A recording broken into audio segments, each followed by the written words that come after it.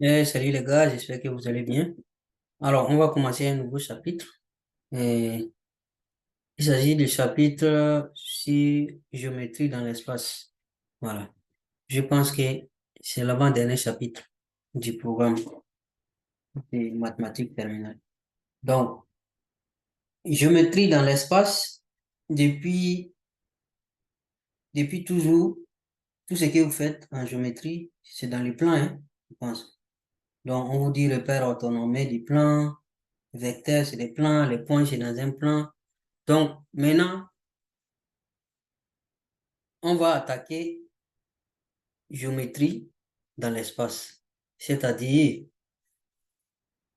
tout ce que vous allez faire, c'est dans l'espace, c'est pas dans un plan. Donc, vous allez avoir trois coordonnées, X, Y et puis Z. Voilà. Je pense qu'en physique, il y a un peu, il y a un peu ça en physique. Mais on va ici attaquer en mathématiques et aller vraiment en profondeur, ce qui est géométrie dans l'espace. Donc, ici, on va vous parler des plans. En plus des, parce que dans la géométrie, dans les plans, vous avez seulement des points, des vecteurs, euh, et on vous parle des conditions de collinéarité des vecteurs, conditions d'orthogonalité des vecteurs, ou bien des droites qui sont parallèles et perpendiculaires. Mais dans la géométrie, dans l'espace, en plus de tout ça là, on va introduire des plans. Voilà. Par exemple, si je prends un plan qui part comme ça et un autre plan qui vient comme ça, vous voyez, ce sont des plans. Ou bien si vous prenez votre classe, du mur qui est à votre droite et le mur qui est en face de vous, c'est deux plans qui sont perpendiculaires, par exemple.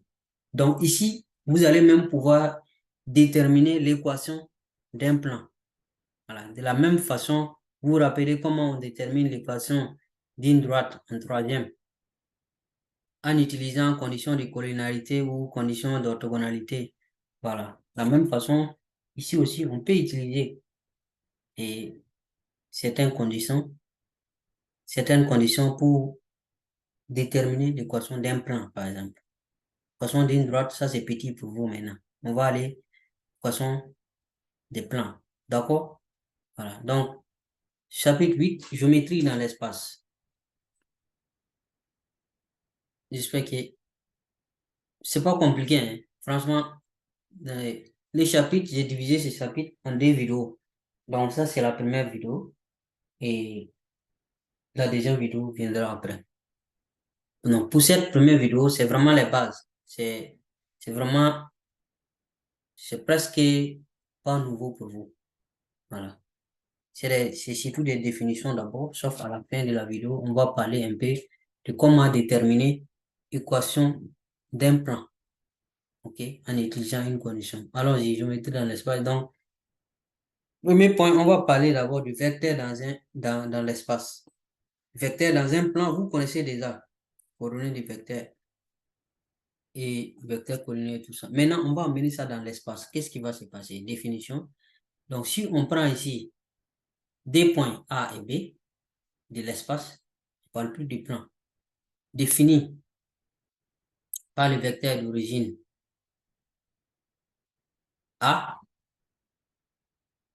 ça ici, le vecteur d'origine A et d'extrémité B. Donc, les caractéristiques d'un vecteur depuis, je pense, la quatrième, vous connaissez, c'est quoi? Point d'application, direction, sens et puis norme. C'est ça, non? C'est la même chose. Dans l'espace aussi, on va faire la même chose. La direction, le vecteur est caractérisé par sa direction. Donc, la direction ici, c'est la droite AB. Et sens, c'est celui du déplacement de A vers B. Parce qu'on a dit ici, origine A et extrémité B. Et la norme du vecteur là, c'est juste la longueur du segment AB.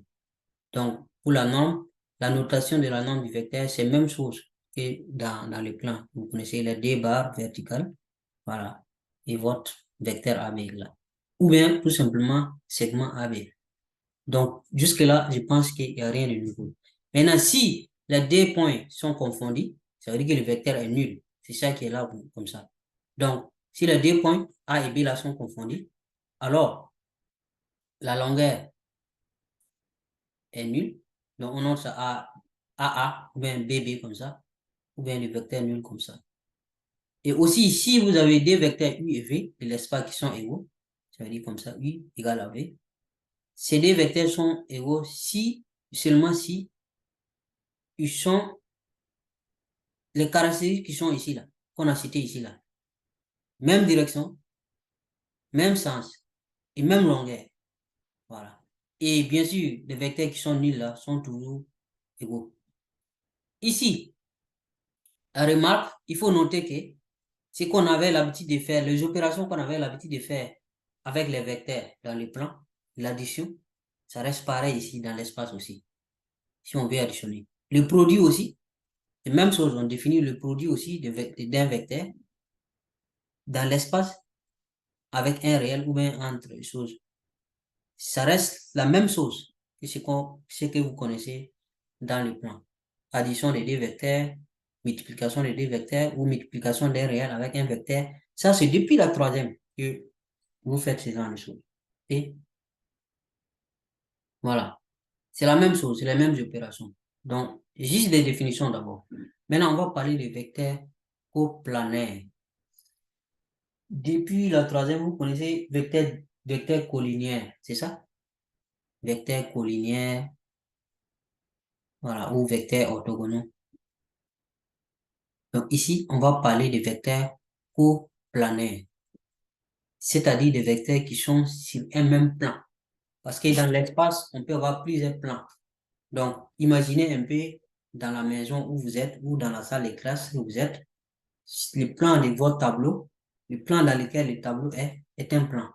Si vous tracez une ligne sur le tableau et le plan, c'est-à-dire la face du mur, du côté des fenêtres, par exemple, ou bien côté des portes, ou bien côté droit ou côté. Parce que je suppose que votre tableau en classe est devant vous. Voilà. Donc, le côté qui est à votre droite, le mur qui est à votre droite, ça forme un plan. Et le mur sur lequel votre tableau est collé, aussi un plan. Donc, on a deux plans qui sont perpendiculaires comme ça, par exemple. Si vous tracez une droite sur votre tableau et une droite sur le mur qui est perpendiculaire au mur du tableau, là, sur le mur à votre droite, par exemple, les deux droites ne sont pas sur les mêmes plans. Voilà. Donc ici, si vous tracez, ce qui nous intéresse ici, ce sont les vecteurs qui sont sur un même plan. Donc si vous prenez votre tableau comme ça, et vous tracez des vecteurs n'importe comment, dans n'importe quel sens, n'importe quelle direction, vous tracez des vecteurs. Quel qu'en soit comment vous allez tracer les vecteurs, ces vecteurs seront sur les mêmes plans. Si je prends l'écran là comme ça, vous voyez mon cliché, le point rouge là, je place un vecteur comme ça, un autre vecteur comme ça, un autre vecteur par là. N'importe quelle direction et n'importe quel sens, les vecteurs que je vais tracer sur les mêmes plans, tous les vecteurs seront sur les mêmes plans. Le plan de l'écran. Ben, si vous prenez votre tableau, vous tracez, quel qu'en soit ce que vous allez faire, ça sera toujours sur le même plan. Donc, comment caractériser le vecteur coplanaire? Définissons d'abord. Si je prends trois vecteurs IV et W, ces trois vecteurs-là sont dans l'espace, par exemple. Maintenant, je prends un point A. À un point de l'espace, A, et je prends B, C, D.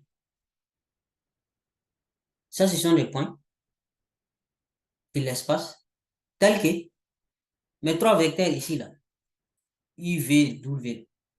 Je peux les obtenir en utilisant les points là. C'est-à-dire le vecteur U, c'est le vecteur AB. Le vecteur V, c'est le vecteur AC. Le vecteur W, c'est le vecteur AD. OK? Donc, on dit que les trois vecteurs là sont coplanaires si les points A, B, C, D sont coplanaires. C'est-à-dire les points A, B, C, D sont sur un même plan. Si vous prenez un cube, par exemple, si vous prenez une face ça fait un plan. L'autre face, ça fait un plan. Le cube a combien de faces, par exemple? Donc, tous les plans, toutes les faces que vous allez prendre, votre cube, par exemple, ou bien votre savon de forme typique, voilà, n'importe quelle face que vous allez prendre, ça fait un plan. Donc, si tous les points sont sur un même plan, les points là sont coplanaires, alors les vecteurs formés par ces points là seront aussi coplanaires. Voici un exemple, par exemple. Voici mon cube, voici un cube. Donc, là, on va vous demander un peu de faire jouer votre imagination. Imaginez un peu les points là dans l'espace. OK? C'est ce qu'on vous demande ici. Donc, il faudra développer un peu votre imagination. Donc, si avec ce cube-là, A, B, C, D, malheureusement ici, c'est pas, il n'y a pas de pointiers. Donc, vous pouvez voir ça de plusieurs façons. Vous pouvez décider que c'est celui-là qui est en haut, cette face-là qui est en haut, ou bien c'est cette face-là qui est en haut, et F, G qui est en haut, et le cube est assis sur A, B, C, D. Par exemple, cette face A, B, C, D, c'est celle qui est sur le sol. Et cette face E, F, G, H est en haut. C'est ça là. C'est cette face qui est en haut. On peut aller comme ça. Donc, on considère que c'est A, B, F, E. Cette face qui est en face de vous. Et la face qui est là, H, D, C, G, est derrière. Peut-être la face qui est invisible, peut-être. Voilà. Donc, si on prend ce cube-là, A, B, C, D sont coplanaires. Parce que si vous prenez A, B, C, D, c'est la face sur laquelle le cube est assis. Donc, les quatre points là sont coplanaires. Donc, les vecteurs formés par ces quatre points là seront aussi coplanaires. Coplanaires, même plan. A, B, vecteur. A, C, vecteur, même plan. Et c'est sur la base de notre cube. A, D, même plan. Voilà. Si vous voulez B, C, C, D, B, D, tout cela sont sur le même plan. Parce que c'est formé par des points qui sont sur le même plan. Des points qui sont coplanaires. Voilà. Maintenant, si on prend A, B, C, E, voilà A ici, voilà B ici, voilà C ici, et E est carrément ici. Ces points-là ne sont pas coplanaires. Voilà. Peut-être A, B, C sont coplanaires, mais c'est les E là qui viennent gâter tout. Donc, les vecteurs qui seront formés par ces points-là ne seront pas tous coplanaires. Voilà. Peut-être A, B et AC, ça va? A, B, AC sont coplanaires parce que les points qui sont là sont sur les mêmes plans. Mais dès qu'il y a E qui entre en jeu, ça gâte tout. Donc, j'espère que vous comprenez ce qui veut dire coplanaire. Ça, c'est la définition des vecteurs coplanaires. OK. On va maintenant parler du théorème lié à ça. Si vous prenez donc trois vecteurs qui sont coplanaires, des vecteurs qui sont vecteurs de l'espace qui sont coplanaires, c'est-à-dire qui sont sur le même plan, ces vecteurs-là sont coplanaires seulement si on peut exprimer, on peut prendre un vecteur, on peut obtenir un vecteur en fonction des deux autres. C'est comme si on vous disait depuis la troisième que deux vecteurs sont collinaires si on peut exprimer l'un en fonction de l'autre. Vous vous rappelez? Par exemple, U égale à KV. Alors, I et V sont collinaires, par exemple. Depuis la troisième, on vous a dit ça, en classe de troisième. Donc là, on a trois vecteurs. Pour savoir que ces trois vecteurs-là sont coplanaires, on va essayer d'exprimer l'un des vecteurs-là en fonction des deux autres. Donc, si on prend par exemple W, on peut dire que c'est W là, si on peut l'obtenir en faisant la combinaison linéaire de I et V, ça veut dire qu'il peut avoir des réels alpha et bêta tels que W égale à alpha U plus B plus bêta V. Donc, on a exprimé notre vecteur W là en fonction du vecteur U et du vecteur V. En faisant ça, ces trois vecteurs là, ça veut dire que ces trois vecteurs là sont collinaires. Donc, on a obtenu l'un en faisant la combinaison linéaire des deux autres. C'est ce que ça veut dire. En additionnant les deux autres et un cherche de coefficient. Donc, jusque-là, je ne pense pas s'il y a quelque chose de compliqué. Si on reprend notre cube qui est là, voilà, ok? Si on prend ici AB, AC et BC, AB, vecteur AB est là, vecteur AC est là, et vecteur BC est là. Ces trois vecteurs-là. Bien sûr, vecteur AC n'est pas tracé, hein, donc il faut essayer d'imaginer. Et imaginez que A, B, C, D, c'est la base de notre cube. Voilà. Donc, est-ce que ces vecteurs-là sont coplanaires? Bien sûr. On avait déjà parlé de ça même. Maintenant, comment on peut démontrer ça? On demande que ici, là, c'est pas G, hein, c'est C. Attends, on va corriger ça avant de continuer. C'est C, c'est pas G. OK? Donc, c'est AC égale à AB plus BC. Si vous voyez, relation de ça. Voilà. AB plus BC égale à AC. Donc, on a exprimé le vecteur AC en fonction des deux autres vecteurs A, B et BC. Donc, si on arrive à faire ça, ça veut dire que les trois vecteurs sont coplanaires. C'est ce que ça veut dire. Voilà. Par contre, si on prend euh, le cas des vecteurs A, B, A, D, I et F, A, B est là, A, D est là, et on prend EF. Vous voyez le vecteur EF. Regardez un peu. Le vecteur EF là, et le vecteur AB sont dans un même plan. Vous voyez que la face du cube, la face A, B, F, L. Si on considère cette face-là, le vecteur A, B et le vecteur E, F là, sont égaux même, sont dans un même plan. Mais là où ça va se brouiller, c'est que le vecteur AD et le vecteur EF là, ils ne sont pas dans un même plan. Par contre, AD est dans un même plan que AB aussi. Ça, c'est si on considère la face A, B, C, D. Voilà. Donc, si les trois vecteurs étaient collinéaires, coplanaires, je suis en train d'utiliser la définition dans les plans là, tout ça. Si les vecteurs étaient coplanaires, alors on pouvait avoir des réels AB tels que le vecteur AD là, vecteur AD, soit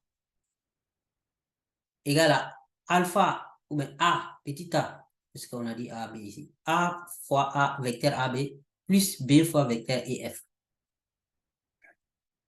Alors, comme vecteur EF égale à vecteur AB, ça c'est, j'ai déjà parlé de ça, hein, EF et AB, ces deux-là sont égaux. Voilà. Même sens, même direction et même norme. C'est la condition d'égalité des deux vecteurs. Donc, on peut remplacer les EF là ici là, par AB. Donc, si on remplace, on peut factoriser par AB. Ce qui fait que A, petit a plus petit b, facteur de AB. OK? Maintenant, le problème est que AD là, et puis AB là, n'ont pas la même direction. Quand on voit AB, c'est comme ça, A, B. AD, AD. Ça veut dire que quoi? Il n'existe pas des réels A, petit a et petit b tels que on a pour nous donner cette relation. Ça ne va jamais exister. Déjà, les deux vecteurs ne sont même pas dans la même direction. Tout ça là pour vous dire que ce que vous devez retenir, c'est que de la même manière dont on vous a dit en troisième, pour que deux vecteurs soient collinaires, il faut qu'on puisse estimer l'un en fonction de l'autre. Là, dans l'espace, on vous dit que pour que trois vecteurs soient coplanaires, on ne parle plus du collinaire, coplanaire, c'est-à-dire sur les mêmes plans, il faut que on arrive à exprimer l'un des trois vecteurs en faisant la combinaison linéaire des deux autres. Donc, c'est-à-dire l'un des vecteurs en fonction des deux autres. On arrive à exprimer ça. C'est tout ce que vous devez retenir. Voilà, on progresse. Donc, ça, c'était ce qui concerne vecteur coplanaire. Donc, vecteur dans l'espace, là, on termine ça ici. OK, on va parler maintenant en deuxième position des bases et repères dans l'espace. Depuis, vous avez utilisé repères orthonormés, repères, vous connaissez la base orthonormée, voilà, mais c'est toujours dans le plan. On va voir maintenant ça dans l'espace. Mais c'est la même chose, hein? Sauf que ici, vous allez avoir besoin de trois axes, donc de trois vecteurs unitaires. Mais la condition, il faut que ça, le fait qu'on a besoin de perpendicularité, là, ça reste toujours, voilà, d'actualité. Donc, en définition, si on prend base, qu'est-ce qu'on va appeler base dans l'espace? C'est le triplet là, tout triplet IJK. Vous voyez ici, on a juste ajouté K. On avait IJ, vous avez l'habitude d'entendre la base IJ. Voilà, là, on va ajouter juste un autre vecteur unitaire qu'on va appeler K. Et ces trois vecteurs-là, la condition, c'est que ces trois vecteurs ne doivent pas être coplanaires. Coplanaires, on a expliqué ça tout de suite. Donc, les trois vecteurs-là ne doivent pas être sur un même plan. Voilà. Donc, si on prend un repère, si on veut un repère dans l'espace, il faut juste ajouter à la base là, un point d'origine. On va dire O. Donc, dans le plan, vous avez l'habitude de dire la base IJ et les repères OIJ. Donc là, dans l'espace, on va dire la base IJK et les repères OIJK. Voilà. Maintenant, O est le point de l'espace. O est un point de l'espace, c'est-à-dire l'origine de notre repère. Voilà. Et IJK là, c'est une base. On a défini c'est quoi une base ici. Les vecteurs IJK là ne doivent pas être coplanaires. Ne doivent pas être sur un même plan. Voilà. Donc ça, c'est un repère. Maintenant, comment est-ce qu'on avait défini repère orthonormé dans les plans? Il fallait que les vecteurs là, la base soit, les vecteurs de la base soient orthogonales pour que ça soit ortho. Maintenant, normé là, il faut que les normes des vecteurs de la base là, soient tous égaux. Les distances soient tous égaux et égales. La norme, les normes doivent être tous égales. C'est ce qu'on avait dit. Donc, on va aller maintenant parler des coordonnées d'un vecteur et coordonnées d'un point. Pour les coordonnées d'un point et les coordonnées d'un vecteur, c'est toujours pareil. Il suffit juste d'ajouter une troisième valeur. Voilà. Dans les plans coordonnées d'un vecteur, c'est A, I, B, A, I, B, J, par exemple. Sauf que ici, vous avez besoin d'ajouter un troisième avec le vecteur de la base K, le vecteur K. Donc, si on prend une base IJK, pour tout vecteur U, il existe un triplet X, Y, Z. Donc, là, on a ajouté juste Z. Ce sont des réels. X, Y, Z, là, des réels. Et ce triplet-là, il est unique. Il n'y a pas d'autre. de telle sorte que le vecteur U soit égal à xi, yj, zk. Voilà. Coordonnées d'un vecteur. Donc, dans le plan, on avait xi, yj. Donc, dans l'espace, on va juste ajouter zk. Donc, ces triplés-là, c'est-à-dire x, y, z, s'appellent les triplés de coordonnées du vecteur U dans la base ijk. Donc, les coordonnées là, on les note comme ça, entre parenthèses, x, y, z. Les x là. Maintenant, si on prend un point, on prend un repère OIJK de l'espace, pour tout M, pour tout point M de l'espace, des coordonnées x, y, z, du vecteur OM, c'est-à-dire O, c'est l'origine du repère, hein. Voilà.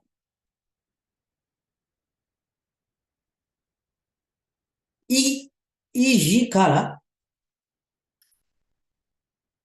s'appelle le coordonnées de M dans le repère OIJK.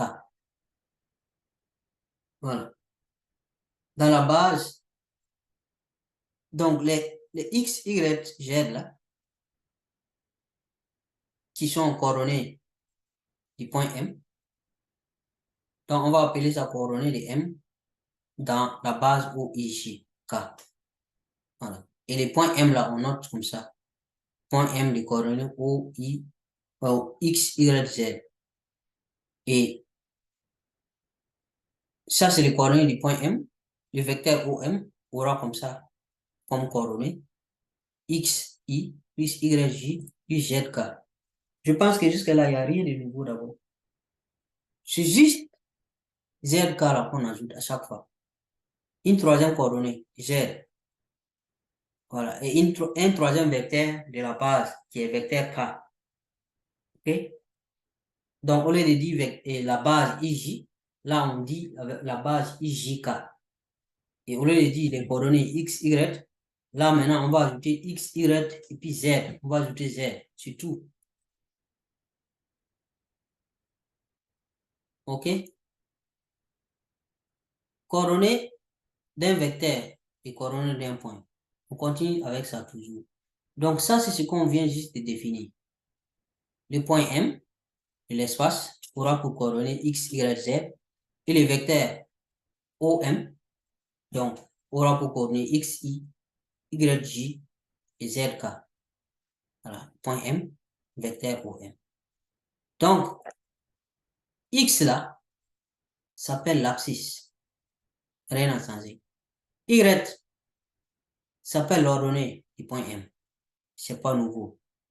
La seule nouvelle coordonnée qui s'ajoute, c'est Z. Et cette nouvelle coordonnée, ça s'appelle la cote de M. C'est ça seulement qui s'ajoute. La cote de M. Donc, si on veut placer un point M quelconque des coordonnées A, B, C, comment placer un point dans l'espace? Les coordonnées des points étant données.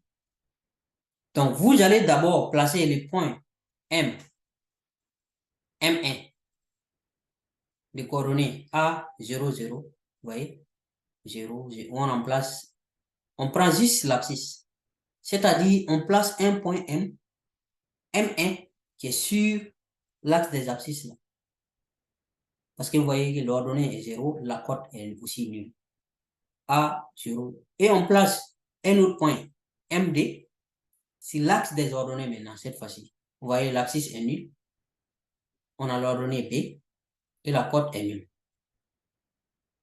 Avec ces deux points M1 et MD, on va construire un vecteur. O, O c'est l'origine du repère, hein. O M3, de telle sorte que OM1 plus OMD égale à OM3. Donc, notre point M sera de cette façon. Voici notre point M. Tout ça là. Peut-être c'est compliqué pour vous. Il y a des gens qui ne comprennent pas. Donc, voici les repères d'abord. Comme c'est quelque chose qui dans l'espace qu'on va essayer de placer et dessiner dans un plan, c'est pour cela, ça va être euh, de cette façon-là. Vous voyez? L'axe des abscisses est là. Bon, il y a d'autres qui mettent l'axe des abscisses ici aussi. Et l'axe des ordonnées ici. Voilà. Mais le plus souvent quand même, l'axe des abscisses est là. L'axe des ordonnées est là. L'axe des côtes là est là. Les côtes sont là. OK? Voilà. Donc, vous avez votre point de coordonnées A, B, C. Donc, qu'est-ce que vous devez faire? Vous devez placer les points M3 qui a pour coordonnées A, B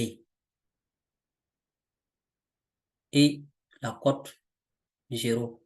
C'est-à-dire l'abscisse c'est A, coordonnée et l'ordonnée c'est B et la cote c'est 0.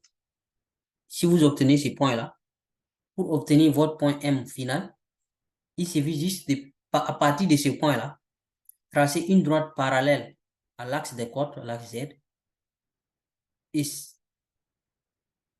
placer le point M de telle sorte que la distance de là à là soit égale à, correspond à la cote C. À 17, 19, elle va être C. Donc, on prend un exemple. Par exemple, si les coordonnées, c'est D, 3 et puis 5. Le point M de coordonnées D, 3, 5. Donc, vous venez sur l'axe des abscisses. Vous cherchez D.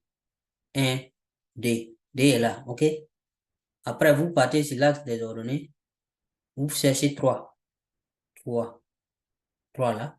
Donc, vous essayez de tracer, comme les coordonnées sur les plans, ce que vous avez l'habitude de faire. Vous prenez votre compas si vous voulez. Et vous mesurez les 2 cm ici.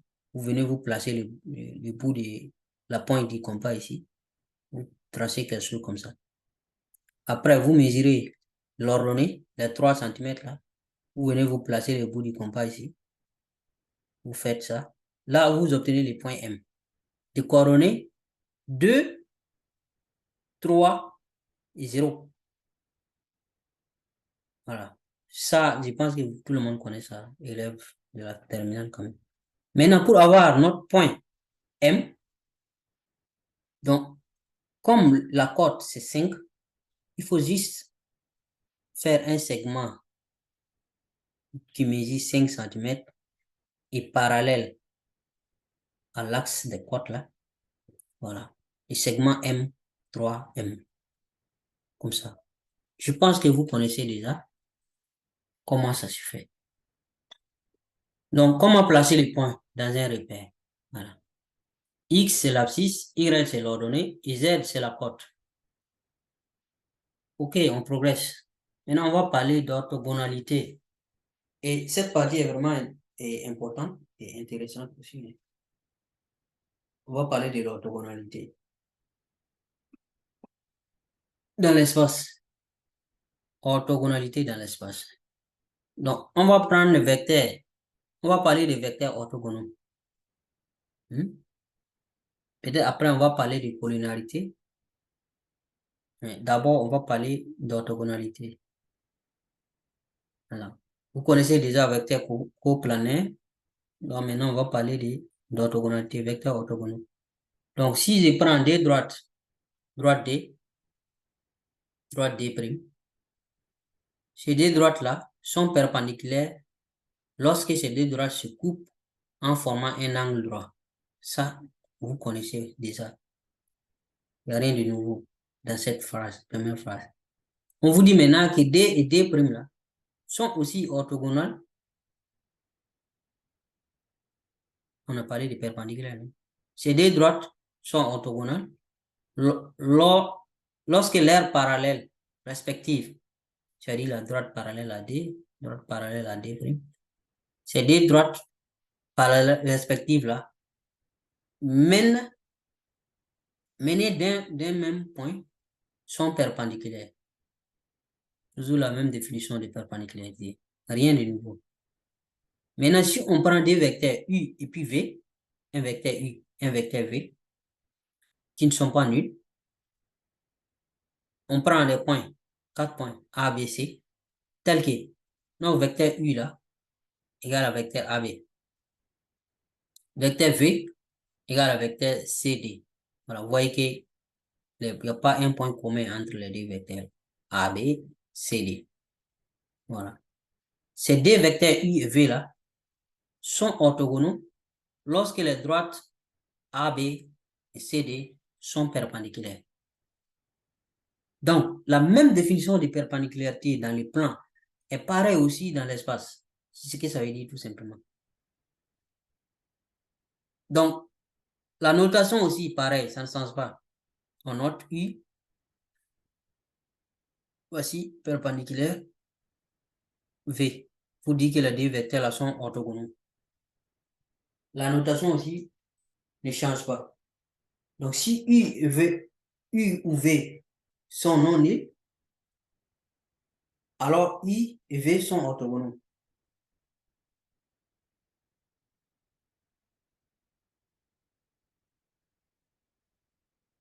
Pas non nul, c'est nul. Si U et V sont des vecteurs nuls, ça c'est juste pour dire que les vecteurs qui sont nuls là, sont orthogonaux déjà. Voilà. Si les deux vecteurs là sont nuls, vecteur U et vecteur V, si les deux là sont nuls, alors ils sont orthogonaux. Donc, c'est ce que ça veut dire. On va parler maintenant des bases et des repères orthonormés. Ça aussi, c'est pareil. La définition d'une base orthonormale ou d'un repère orthonormé. Voilà. Donc, si la base là, c'est-à-dire IJK, et les repères c'est OIJK. Voilà. Si les vecteurs de la base sont tous orthogonaux, alors le vecteur est, le repère sera donc ortho. Maintenant, pour que ça soit normé là, parce que ortho ça veut dire orthogonal, normé ça veut dire même norme. Voilà. Pour que ça soit normé là, il faut que tous les vecteurs de la base aient les mêmes normes. Voilà, ça veut dire même distance. Donc, ce qui veut dire ici, que si on a une base IJK de l'espace, cette base-là, elle est un peu normale. Lorsque les vecteurs IJK sont 2 à 2 orthogonaux. Donc, le vecteur I est orthogonal à vecteur J, qui est aussi orthogonal au vecteur K. Et K et J, I aussi sont orthogonaux. Donc, tous orthogonaux, 2 à 2. Et si maintenant, en plus du fait d'être orthogonal, en plus d'être orthogonaux, les vecteurs là ont aussi la même norme, c'est-à-dire norme du vecteur I égale au norme du vecteur J égale au norme du vecteur K et égale à l'unité. Bon, vous voyez qu'ici, on a juste mis 1. On n'a pas mis 1 cm, on n'a pas mis 1. Ça peut être 1 mètre, ça peut être... En tout cas, ça sera 1. OK? 1 décimètre. Mais on va dire seulement l'unité. En tout cas, les vecteurs là, les trois vecteurs sont égaux. En termes de normes, je vais dire. Voilà. Dans ce cas, on va dire que c'est la base là est orthonormale. Donc, ortho pour dire que c'est une base orthogonale. Et normal, c'est pour dire que les vecteurs là ont la même norme. Hein. Donc, un repère qui a une base qui est orthonormale sera aussi un repère orthonormé. Ce que ça veut dire. Donc, c'est pour cela qu'on vous dit ici, on dit qu'un repère OIJK est orthogonal, respectivement orthonormal, si la base IJK est orthonormale, respectivement orthonormale.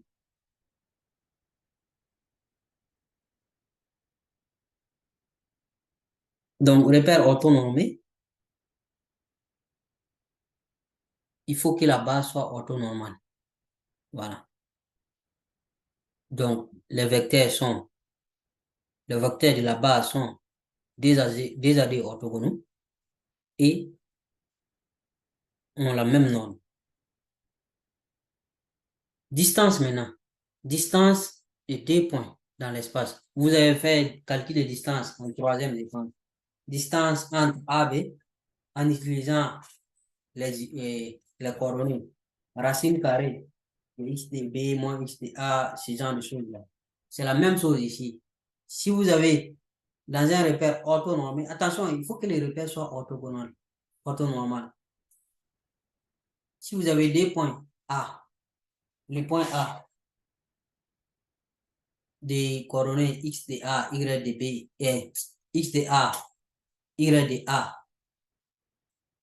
et z de A, les points B des coordonnées x de B, y de B, z de B. Donc, la distance entre les deux points A, B là, est notée comme ça, AB, et c'est le réel racine carrée x de A moins x de B, x de B moins x de A au carré, plus y de B moins y de A au carré, plus z de B moins z de A au carré. Donc, vous avez compris? C'est juste cette partie-là qui s'est ajoutée.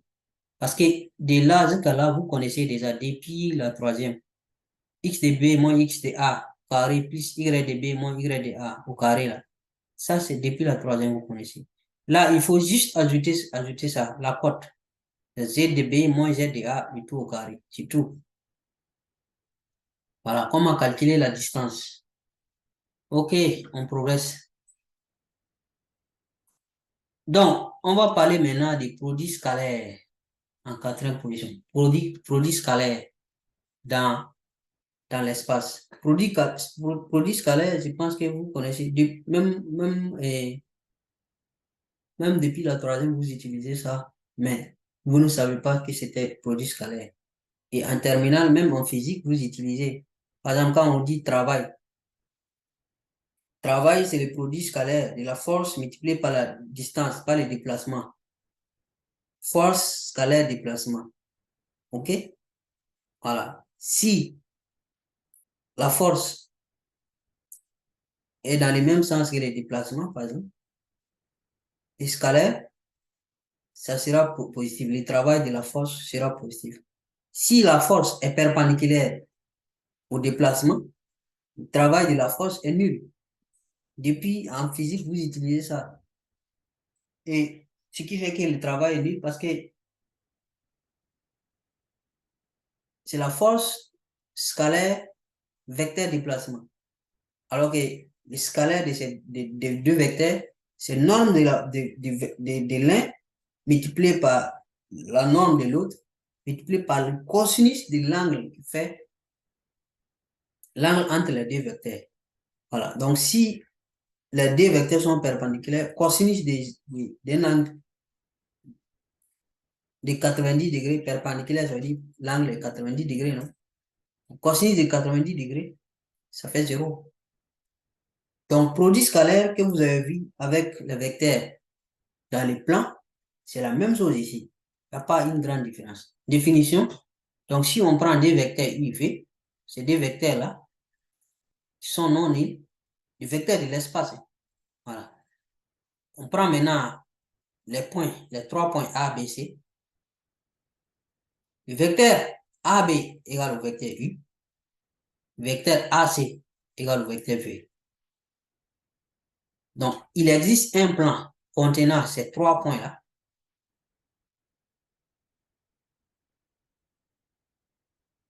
Et on appelle produit scalaire de U par V, qui est noté comme ça. Vous voyez la notation, c'est même chose. I point V. Le produit scalaire du vecteur AB, puisque AB égale à U, par le vecteur AC, puisque AC aussi égale à V. Voilà. Calculé dans ce plan. Donc, il y a un plan dans l'espace. OK? Tel qu'on a ça.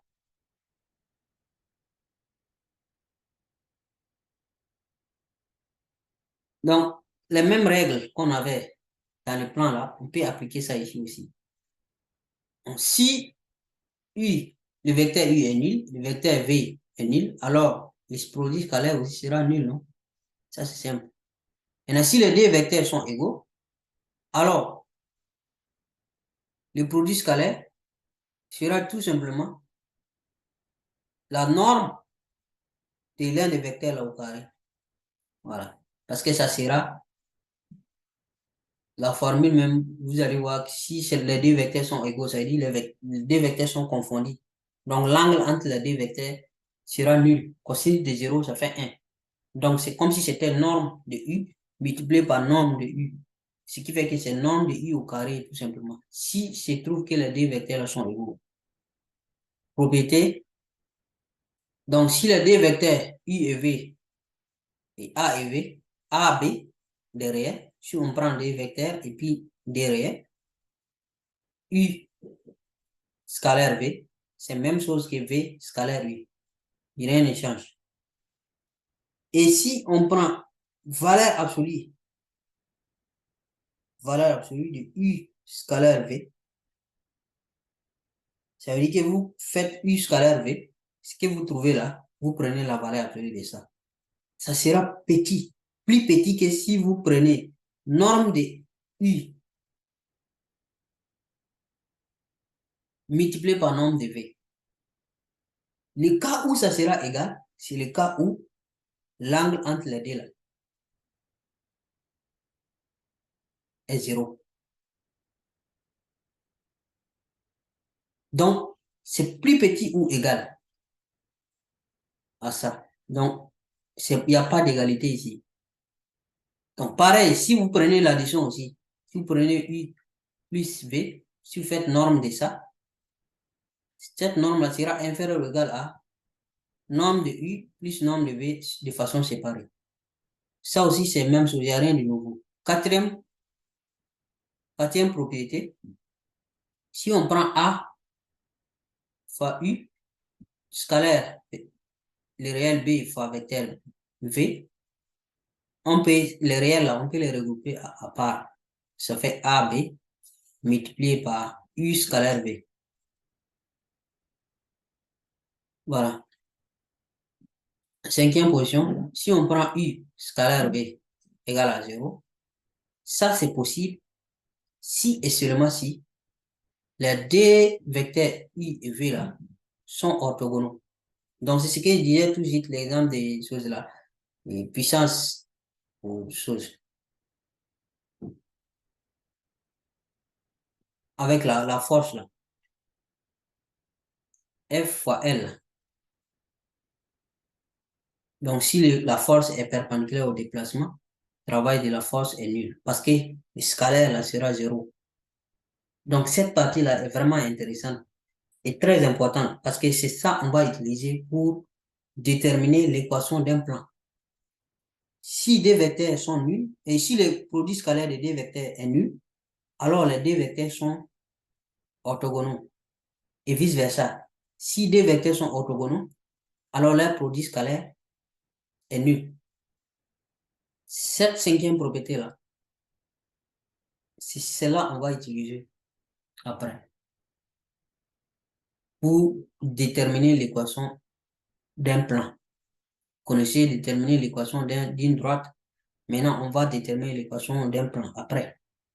Donc, si la sixième propriété nous dit que si soit U, V, W, trois vecteurs, donc si on a ça, I scalaire de V plus W, on peut développer ça. Ça fait donc U scalaire V plus U scalaire W. C'est comme multiplication. Ça fois ça. C'est comme vous pouvez développer, quoi. Voilà. Mais c'est scalaire, on ne dit pas multiplier. OK? Après, on va parler aussi des produits vectoriels. Mais ça sera dans la vidéo prochaine.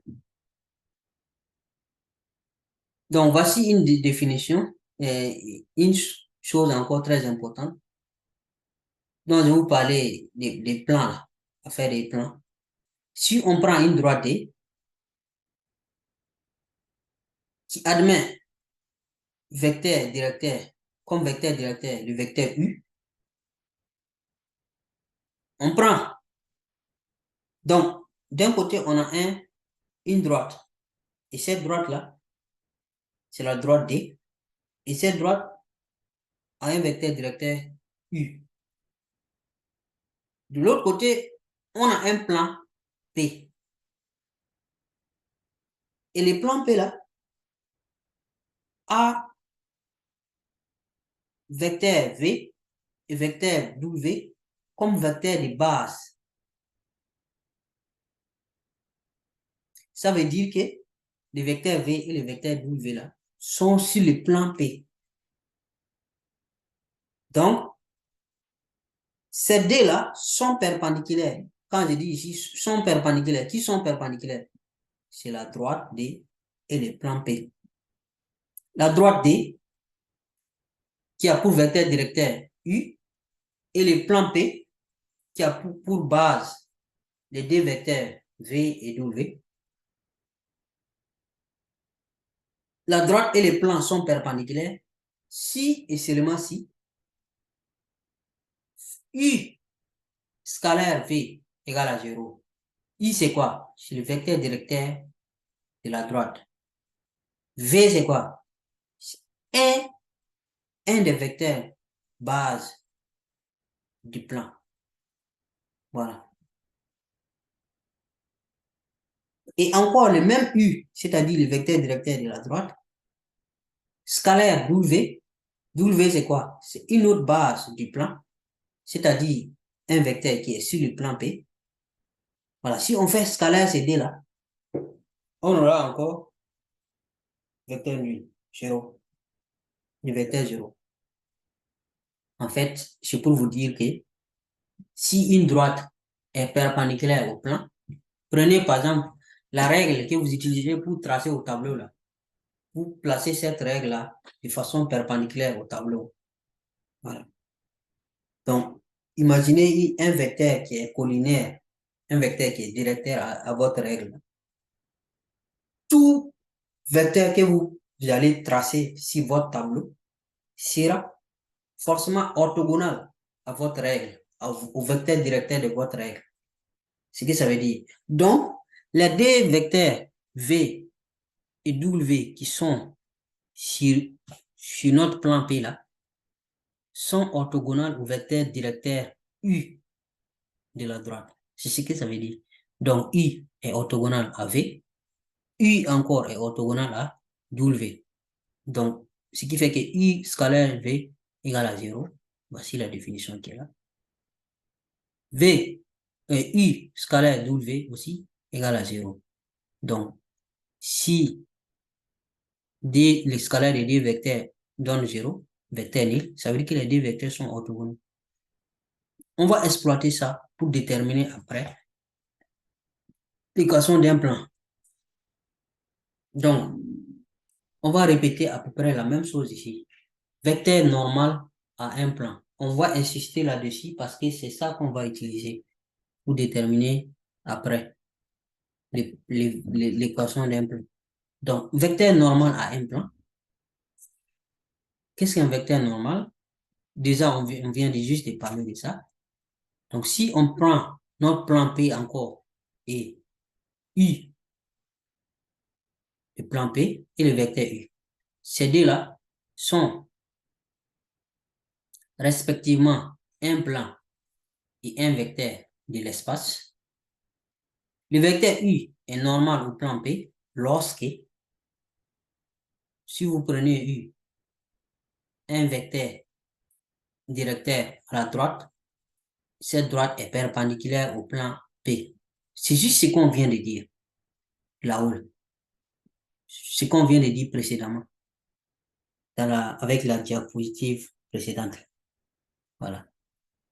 Donc, ce vecteur U est orthogonal au plan P si le vecteur et si le plan la droite, si le vecteur là est un vecteur directeur d'une droite perpendiculaire à notre plan P. Voilà. Donc, si je prends par exemple l'écran du portable, et je prends mon doigt comme ça, ben ma main, la main est perpendiculaire au plan de l'écran du portable. Quelque chose comme ça. Donc, c'est ce qui veut signifie vecteur normal à un plan. Voilà. Ou l'exemple que j'ai pris, si vous prenez votre règle, la règle que vous utilisez pour tracer au tableau, le bout de votre règle, un bout de votre règle, vous placez sur le tableau et vous tenez l'autre bout. Voilà. La règle sera perpendiculaire au tableau. Le tableau est un plan. Le plan du tableau. Donc la règle, si la règle est un vecteur, le vecteur là sera donc un vecteur orthogonal à votre plan du tableau. Donc, comme propriété, si V est un vecteur et P un plan, I est un vecteur normal à P.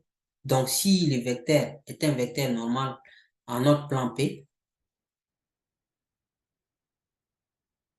ça veut dire forcément que le vecteur I là est non nul et le vecteur là sera forcément orthogonal à deux vecteurs non collinéaires de P. Ça veut dire que si vous prenez deux vecteurs qui sont sur le plan P, et ces deux vecteurs qui sont sur le plan P là ne sont pas collinéaires, c'est-à-dire un vecteur comme ça et un autre comme ça, voilà. Tout vecteur qui est orthogonal à votre plan sera orthogonal à ces deux vecteurs. Donc, je reprends l'exemple du tableau avec la règle. Vous pouvez faire ça. Si vous tracez des vecteurs sur votre tableau, des vecteurs de façon aléatoire, pour que c'est de telle sorte que ces deux vecteurs ne soient pas ne soient pas collinaires, ne soient pas parallèles. Si vous prenez votre règle, le bout de votre règle, un bout sur le tableau et vous tenez un bout, de façon que ce soit perpendiculaire, votre règle sera perpendiculaire ou si votre règle est un vecteur, le vecteur qui est formé par votre règle sera orthogonal aux deux vecteurs que vous avez tracés sur votre tableau, donc le plan de votre tableau. Donc, c'est ce qu'on vous dit ici. Si U est le vecteur U et le plan P, I est un vecteur normal au plan P, si et seulement si le vecteur U là est non nul et le vecteur I est orthogonal à deux vecteurs non collinaires de notre plan P. Donc, le vecteur U, ça veut dire que tout simplement que le vecteur U est orthogonal au plan P si le vecteur U est orthogonal au vecteur coplanaire de notre plan P. C'est ce que ça veut dire. Donc, si P est un plan passant par un point A, donc si votre tableau là, vous placez un point A sur votre tableau, ça veut dire que le vecteur U là sera un vecteur normal à votre plan P, de telle sorte que tout point M que vous allez prendre sur le plan va former un vecteur avec le point A.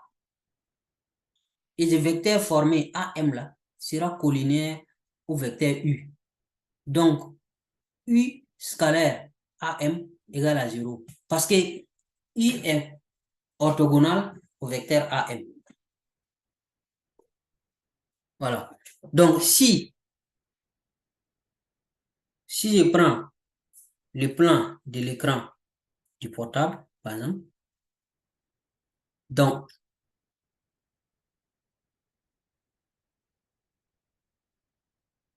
si mon doigt là, c'est un vecteur qui est perpendiculaire au plan du portable, je prends n'importe quel point sur le portable. Je dis ça sur le point A. Ici, le point A est là. Voilà mon vecteur qui est là. N'importe quel autre point M que je vais placer sur mon plan là,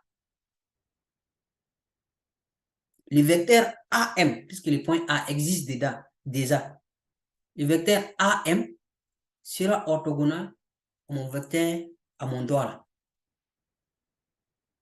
Donc, le produit scalaire du vecteur formé par les doigts et le vecteur AM sera égal à 0. Voilà. Donc, c'est ce que ça veut dire ici. Si U est un vecteur orthogonal à mon plan P et A est un point de mon plan P, alors, d'abord, si je prends un point M, n'importe quel point M, sur mon plan P là, le vecteur AM sera un vecteur de mon plan. On est d'accord? Voilà, puisque le point A est déjà sur le plan. Donc, AM, si M aussi, choisissez n'importe quel point M au hasard, le vecteur AM sera sur le plan. Donc, si le vecteur AM est sur le plan et que le vecteur U est orthogonal à ce plan, donc ça veut dire que le vecteur U sera aussi orthogonal au vecteur AM. Et si les deux vecteurs sont orthogonaux, donc leur produit scalaire sera nul. Ça fait 0. U scalaire AM égale à 0. C'est la même chose là, vous utilisez en troisième pour déterminer l'équation d'une droite. Soit M, on va vous dire déterminer l'équation d'une droite qui a pour vecteur directeur ou bien vecteur orthogonal, le vecteur U. OK? Et que la droite la passe par les points A des coordonnées D5 par exemple. Vous voyez? Vous allez dire soit M, les coordonnées X, Y, élément de la droite D. Donc, le vecteur AM est orthogonal au vecteur U. Parce que le vecteur U est orthogonal à la droite D. Donc, si le vecteur U est orthogonal à la droite D et que le point A est sur la droite D, alors tout autre point M que je vais prendre sur la droite là va former avec le point A un vecteur AM, telle sorte que le vecteur AM soit orthogonal au vecteur U. Voilà, parce que le vecteur U là était orthogonal à la droite au départ. Donc c'est la même chose ici, sauf que ici, au lieu d'une droite, vous allez prendre tout un plan. Voilà. Le plan P, si le plan P passe par le point A et que le vecteur U est orthogonal à mon plan P, alors n'importe quel point M que je vais prendre sur mon plan P là, va former avec le point A, qui est déjà sur le plan, un vecteur AM sur le plan, de telle sorte que ce vecteur AM là soit orthogonal au vecteur U. Voilà, parce que le vecteur U est orthogonal à mon plan. Donc, si les deux sont orthogonaux, le produit scalaire, ça fait 0.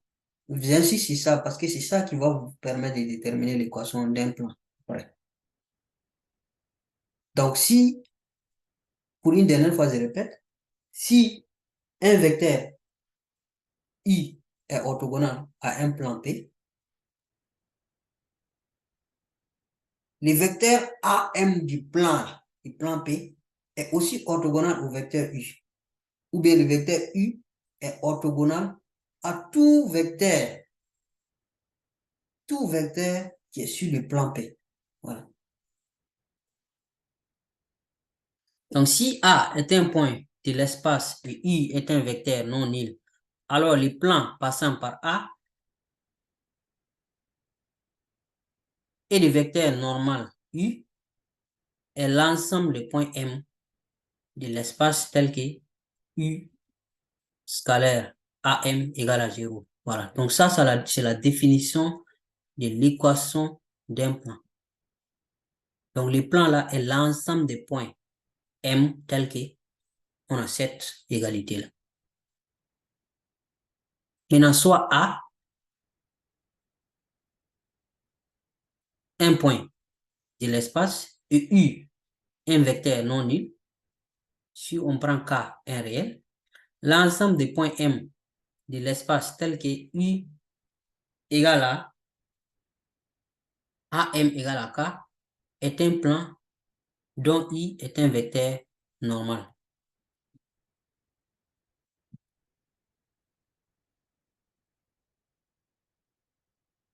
Ok, expression analytique va du vecteur et du produit scalaire dans un repère orthonormé. Donc ça, c'est l'expression que vous connaissez déjà. Donc, si des vecteurs U et puis V, voyez U des coordonnées X, Y, Z, V des coordonnées X', Y', Z', ces deux vecteurs-là sont orthogonales. Et, et ce sont des vecteurs du plan et du repère orthonormal, orthonormé OIJK. Alors, si vous faites le vecteur U scalaire vecteur V, produit scalaire, vous pouvez obtenir le produit scalaire en faisant ça. Donc, U scalaire V égale à X' plus Y', plus Z'. Je suis sûr que si vous vous rappelez bien en troisième, il faut revoir un peu sur ma chaîne YouTube le chapitre sur équation des droites dans la playlist maths troisième. Vous allez comprendre. Il y a cette partie-là là-bas. X' plus Y'. Voilà. Seulement ici, comme c'est dans l'espace, on a juste ajouté Z'. Voilà. Condition d'orthogonalité. En troisième, c'est comme ça que vous appelez ça. Condition d'orthogonalité. Condition d'orthogonalité. Sans le savoir, c'est juste produit scalaire que vous êtes en train de faire. OK? Voilà. Condition de collinarité maintenant.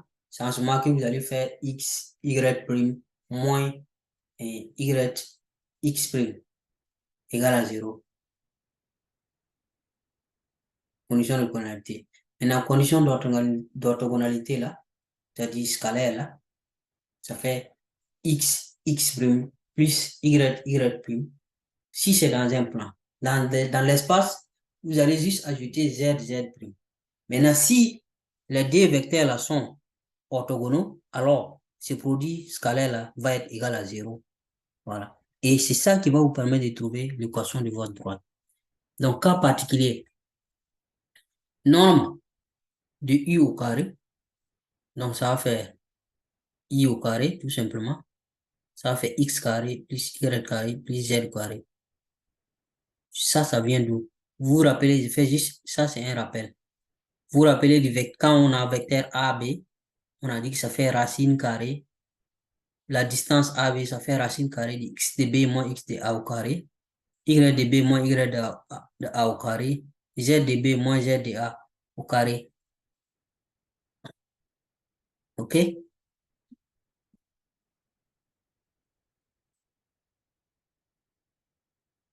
C'est ce qu'on avait dit. Donc, c'est la même chose ici. Sauf que ici, comme c'est au carré là,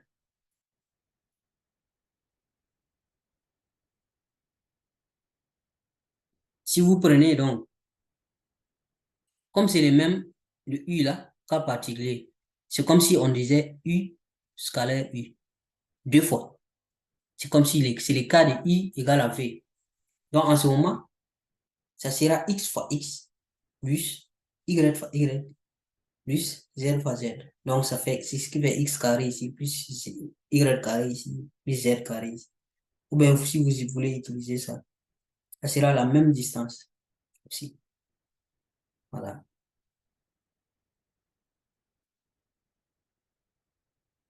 Mais je pense qu'avec ça, déjà, vous comprenez. X, puisque U et V sont égaux, donc les X de U et les X de V sont pareils. Donc, au lieu de mettre prime, ça sera XX, c'est ça qui fait X carré. Donc, pour dire que la norme d'un vecteur au carré aussi, ça, c'est pas compliqué. Ça sera juste comme ça. En conséquence, si vous prenez deux vecteurs U et V qui ne sont pas nuls, Donc, U scalaire V égale à norme du vecteur U multiplié par norme du vecteur V multiplié par cosinus de l'angle entre le vecteur U et V. Attention, les points ici, là, c'est les multiplications. Voilà. Donc, ça, là, vous connaissez ça depuis la seconde, je pense. Donc, V, là, V scalaire U, ou bien U scalaire V, c'est norme de U multiplié par norme de V multiplié par cosinus de l'angle entre les deux.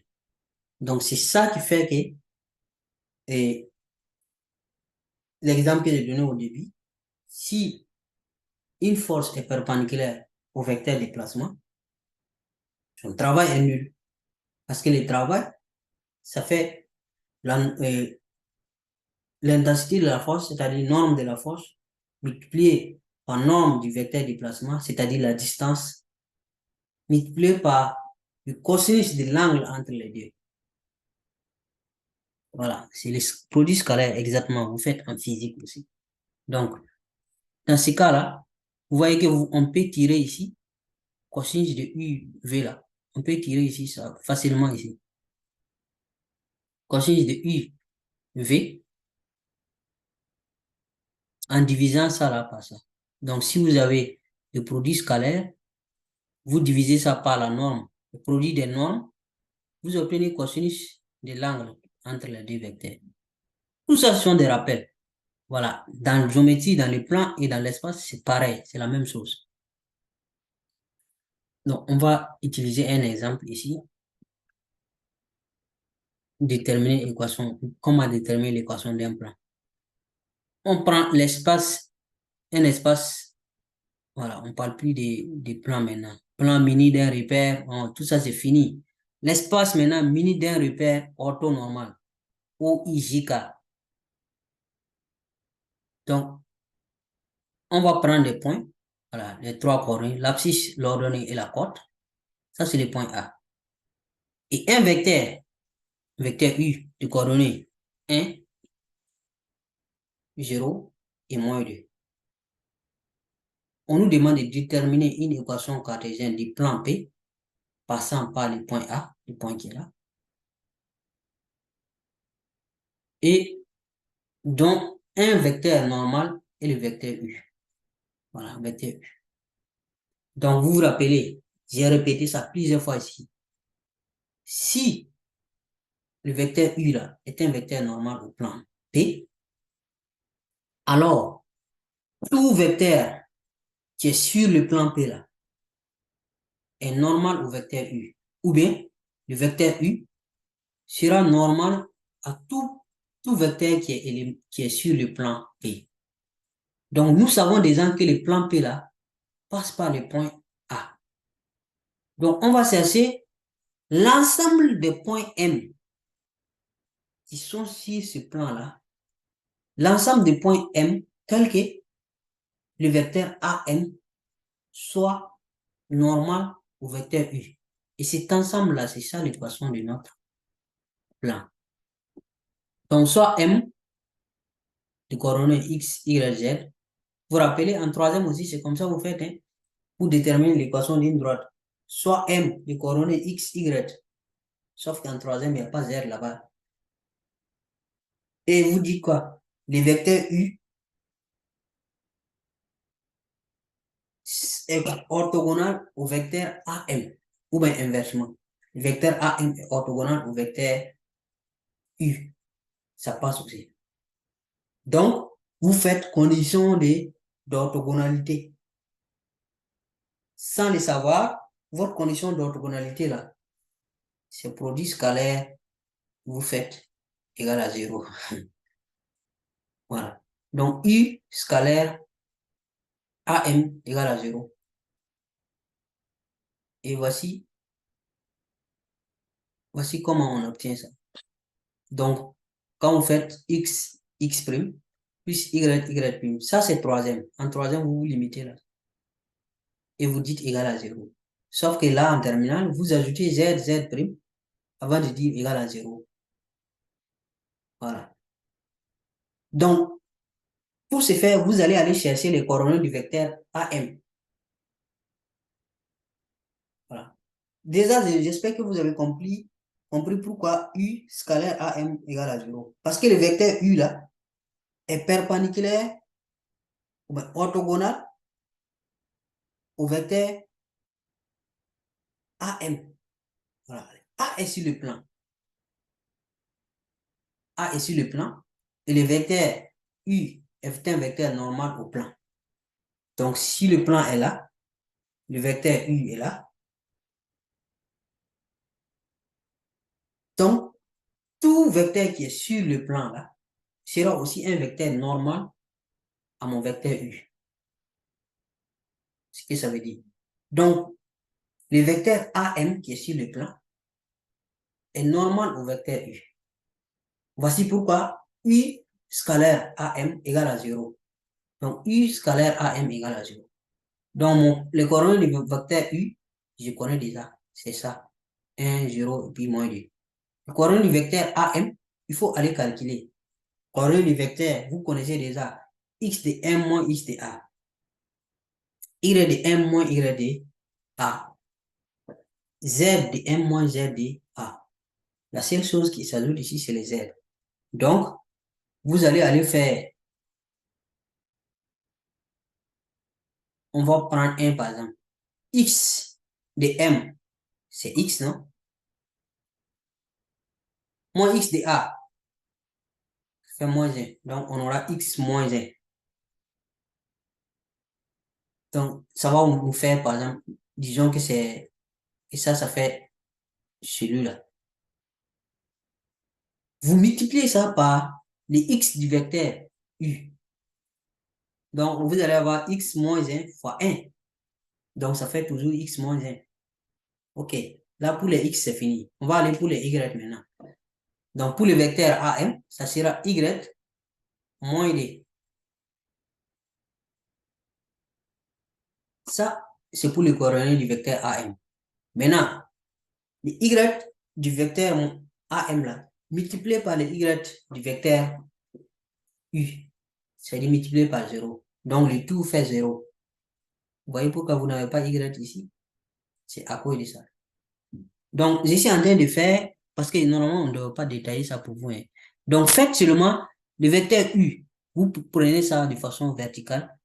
Vous mettez 1, 0, moins de 1 ici, 0 ici, moins de ici. Maintenant, vous calculez pour le vecteur AM. C'est-à-dire X de M, ce qui est X, moins 1, Y, moins 2, Z, moins 0. Donc, après, vous faites les produits seulement. Pour le vecteur U, on a 1 fois X moins 1. 0 fois Y moins 2. Moins 2 fois Z moins 0. Ce qui va faire moins 2Z. Voilà. Vous allez trouver cette équation. À la fin, il faut poser égal à 0 seulement. Donc, l'équation de notre plan P là, ça fait X moins 2Z moins 1 égale à 0. Voilà. C'est pas détaillé, mais si vous faites remplacer lui là par ses coordonnées, remplacer lui là par ses coordonnées. Et pour faire le produit scalaire, utilisez cette formule. Et vous mettez égal à 0. Vous allez trouver ça. Donc ici, ce qu'on remarque, c'est que si on prend A, B, C, D, 4 réels, avec les trois premiers réels là, qui ne sont pas nuls, l'ensemble des points M là, de l'espace, tel que AX plus BY plus CZ plus D égale à 0 là, est un plan dont le vecteur normal est le vecteur U de coordonnées A, B, C. Ça veut dire que c'est l'équation générale d'un plan de l'espace qu'on vous donne comme ça. Quand on vous dit l'équation générale d'une droite en troisième, c'est x de A plus y de B plus C égale à 0. Là, on vous ajoute juste un Z et puis une constante D. Et ce D là peut être nul. Voilà, il faut AX plus BY plus CZ plus une constante D égale à 0. Et on vous dit pour faciliter que le vecteur qui a pour coordonnées A, B, C est un vecteur normal à ce plan-là. Retenez cette définition-là, c'est très important. Voilà. On peut vous demander de déterminer le vecteur normal à un plan après. Il faudra seulement vous rappeler que les coordonnées, les coefficients de x, y, z ici, là, ce sont les coordonnées du vecteur normal. Vous ne changez rien. Un deuxième exemple. Voici 3 points qu'on vous donne, A, B, C. Ces 3 points-là, avec ces 3 points, on vous demande de trouver l'équation de A, B, C. C'est-à-dire, quand on vous donne A, B, C comme ça, 3 points, ça veut dire que c'est le plan. En troisième, si on vous donne AB, en parenthèse, ça veut dire que c'est la droite AB.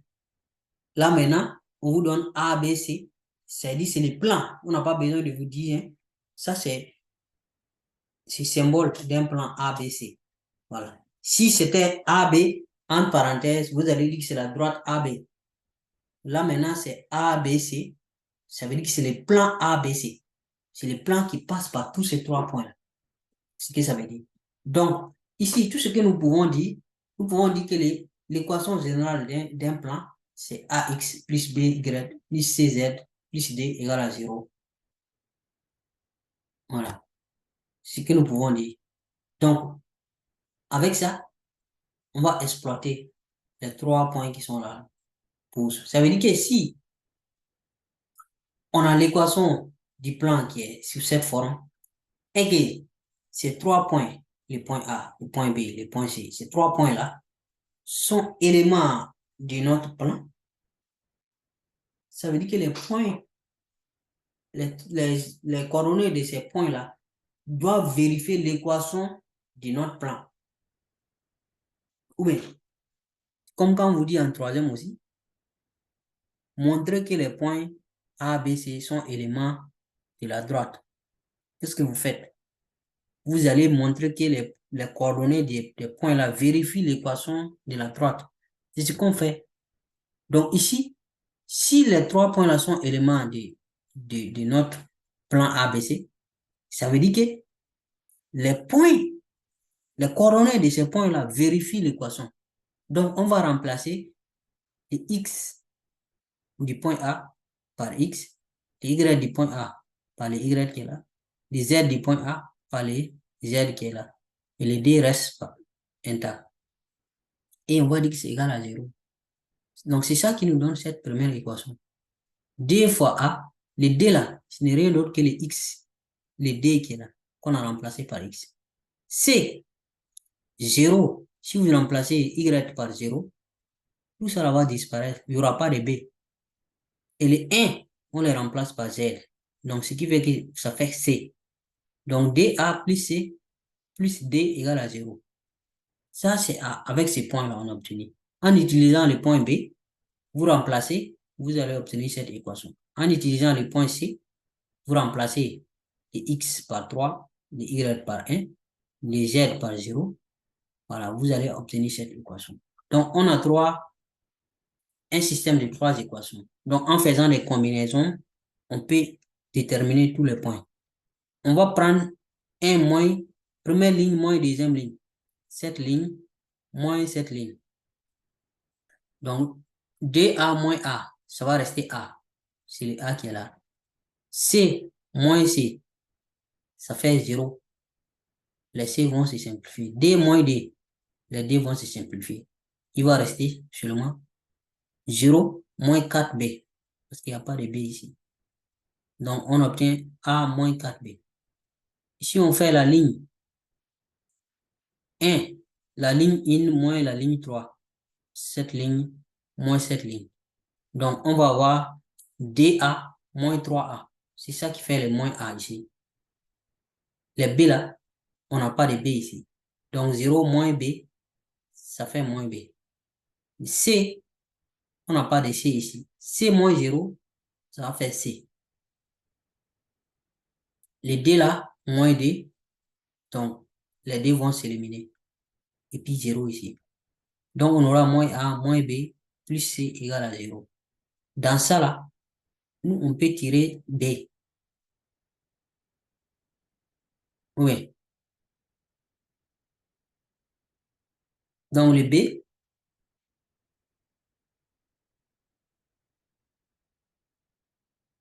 B ici, on dit que c'est égal à C divisé par 5.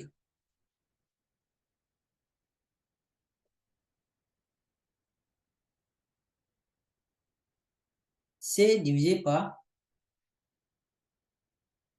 5. Parce qu'on peut, on peut remplacer les A ici, là, en cherchant. Si on tire B ici, on aura quoi? Et si on tire A ici, pardon, on aura A égale à 4B. Est-ce que vous êtes d'accord avec moi? Dans cette équation, si vous tirez A, c'est-à-dire vous ramenez tous les 4B là, de ce côté, vous allez avoir A égale à 4B. Donc, si nous, on remplace ici les A là, ça va nous faire moins 4B moins B plus C égale à 0. Donc, le moins 4B moins B là, c'est ça qui fait moins 5B. Voilà. OK? Donc, si on ramène les C là de ce côté, ça va faire moins C. Donc, ce qui veut dire que 5B égale à C. C'est ça qui veut dire que B égale à C divisé par 5 là. Voilà.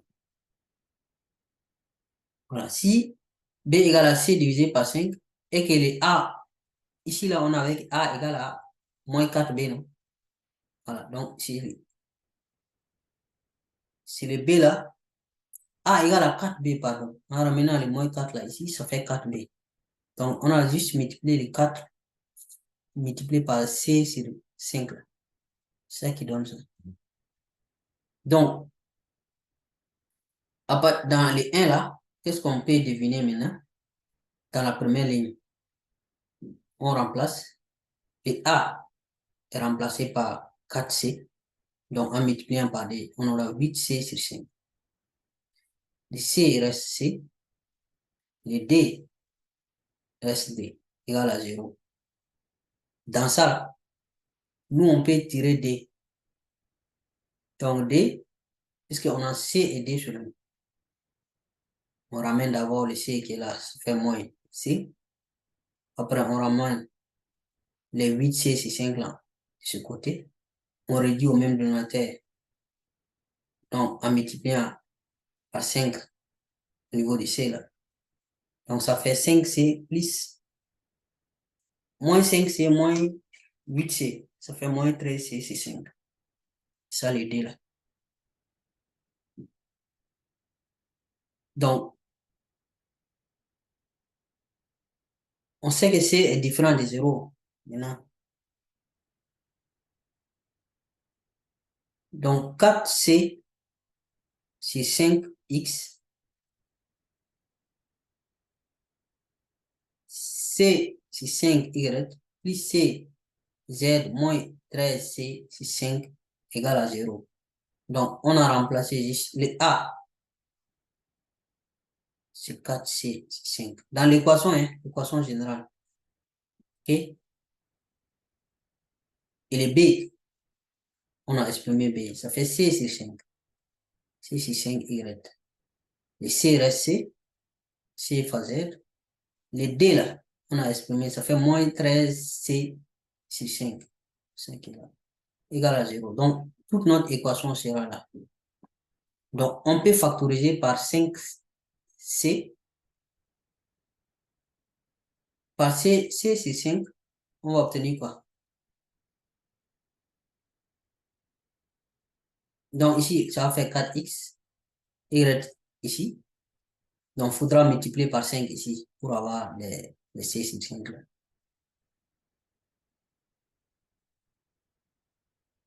OK? Et les 13 ici, moins 13.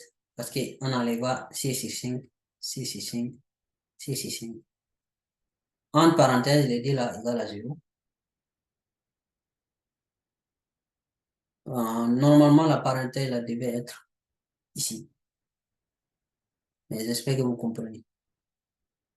Voilà. Donc, on sait que C n'est pas 0. Donc, pour que tout ça, ça soit 0, normalement, il faut que C sur 5 soit égal à 0 ou 4x plus y plus 5z moins 13 égale à 0. Donc, c'est ça qui sera notre équation. Donc, parce que C n'est pas nul. Donc, 4x plus y plus 5z moins 13 égale à 0. Donc, c'est ça l'équation de notre plan. OK? Bon, on va continuer la suite avec une autre vidéo. J'espère que vous avez compris quelque chose. Donc, merci. On se retrouve après avec une autre vidéo. Merci.